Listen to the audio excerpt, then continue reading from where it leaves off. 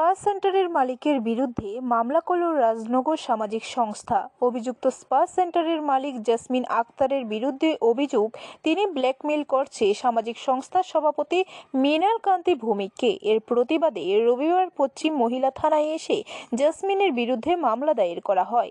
এই সামাজিক সংস্থার সদস্য রূপক দেব জানান, বহু বেআইনি কাজে জড়িত জেসমিন। এর বিরুদ্ধে মুখ খোলায় তাদের ফাঁসিয়ে দেওয়ার হুমকি দিচ্ছে। তাদের দাবি, অবিলম্বে অভিযুক্ত মহিলা জেসমিনকে গ্রেপ্তার করতে হবে, না হলে তারা আগামী দিন রাজ্য পুলিশের মহানির্দেশকের দ্বারস্থ হতে বাধ্য হবে। তো আমরা প্রথমেই এই ব্যাপারটা নিয়ে সরব হয়েছি। উনি একটা দুর্দর্শ নারী, উনি এলাকার ত্রাস, ওর বিরুদ্ধে পুলিশ উপযুক্ত ব্যবস্থা নেওয়ার জন্য আজকে আমরা এলাকাবাসী প্রায় 1-150 জন লোক এসেছি।